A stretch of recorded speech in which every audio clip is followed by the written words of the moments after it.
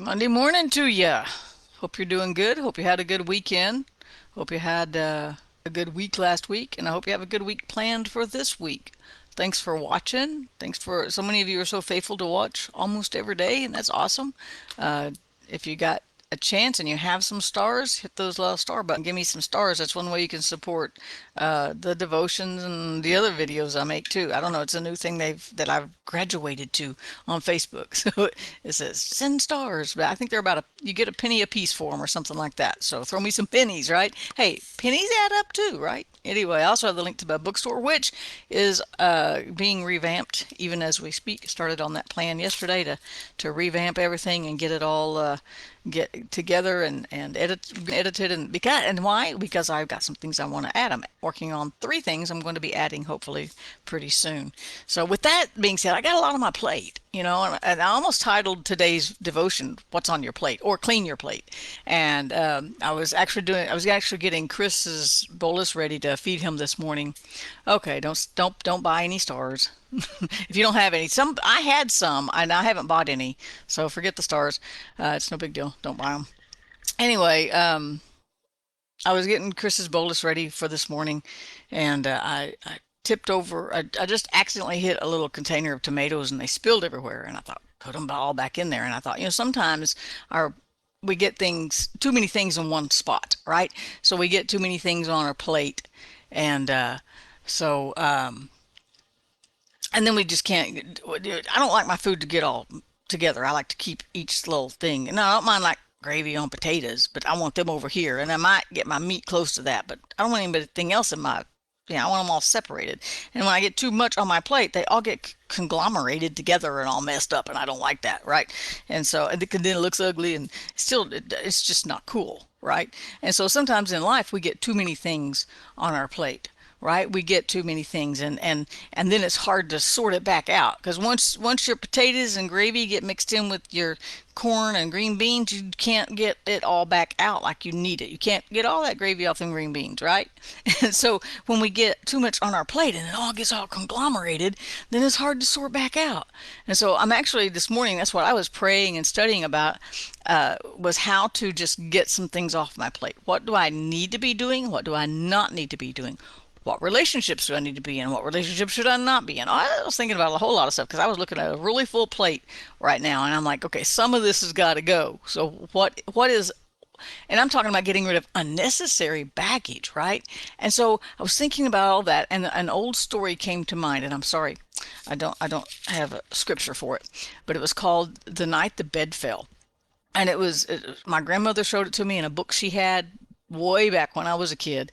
And it was this series of events. A guy was in the attic and his bed fell and everybody thought the world was coming to an end and all of their fears took hold of them.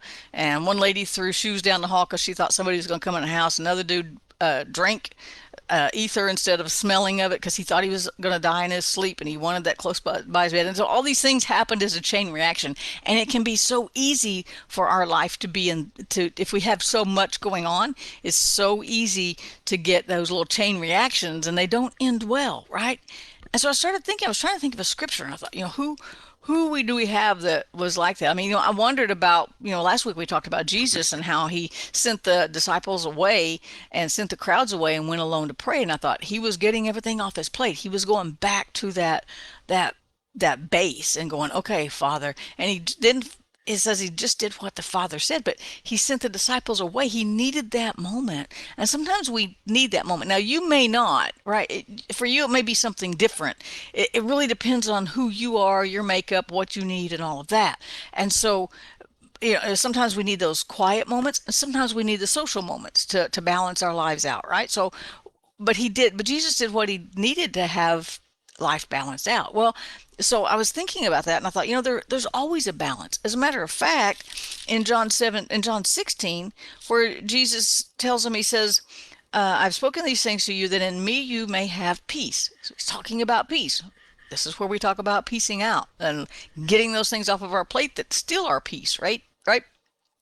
I've spoken these things to you so that you can have peace. And then the very next thing he says is, in this world, you will have tribulation. He said, I'm giving you peace.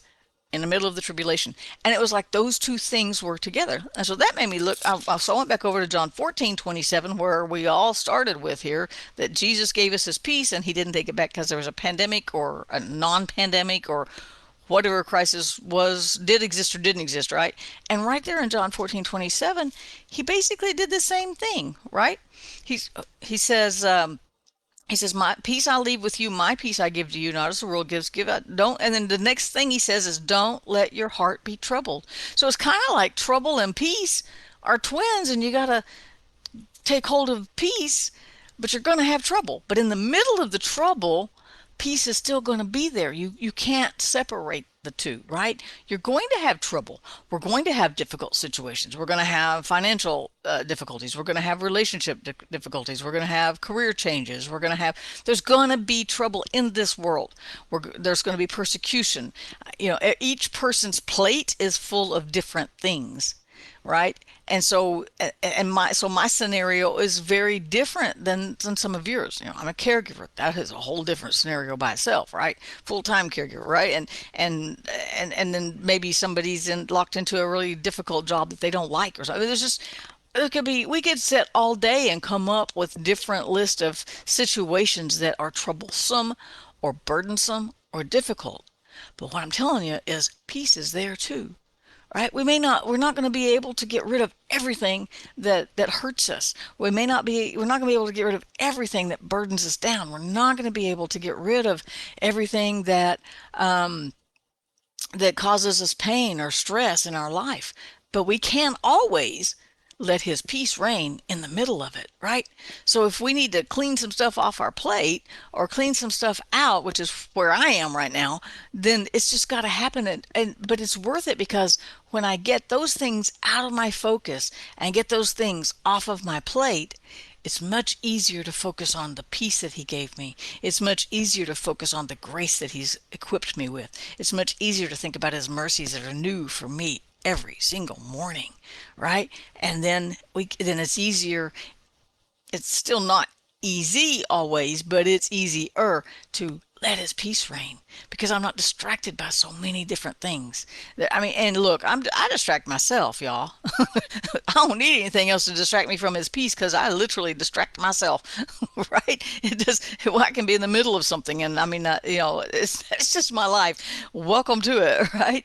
But in the middle of distractions, in the middle of just sorting out life, in the middle of your chaotic days, or maybe you don't have enough stuff in your day and that makes it more troublesome. I don't know. No matter where you are and what's surrounding you, what troubles you are dealing with, because he promised us we'd have trouble. Now, we don't put that in our book of promises Jesus gave us, right? But right here in John 17, or 16, excuse me, he promised, in this world you will have tribulation. But be of good cheer, he says, I've overcome it. So he's like, no matter what trouble comes your way, he's already overcome it. He gave us peace before the trouble got here. And then in the trouble, we have to sort through and find a way to let his peace reign. But his peace doesn't leave us. He never says, oh, that's too much trouble for me. No, I don't even know. You got too much going on there. Call me when you get it sorted out. His peace is there for us. His peace is there because we have trouble. His peace is there before trouble even comes, right? He gave us his peace. He gave us his grace, his mercy. And nothing down here can make that go away. Nothing in our lives can make it weaker. We just choose how much we let his peace reign in our heart. We choose how much grace we want to use today, how much we want to rely on his mercy today. But it's always there. It's always on, whether our plate is full, empty, or if I broke a plate the other day, or if we broke our plate, right? It doesn't change his peace, his mercy, his grace, his love toward us. I hope that's something you can hold on today. Just remember that in the world you have trouble, but his peace is there too, because they're inseparable twins, right? You always have a choice of listening to the trouble more or letting his peace reign in the middle of the trouble, right? His peace doesn't make the trouble go away, but we can have the peace in the middle of the difficult situations and the difficult decisions we have to make every day. Have a great day, you guys. Have a great week. Happy Monday. Peace out. I'll see you tomorrow.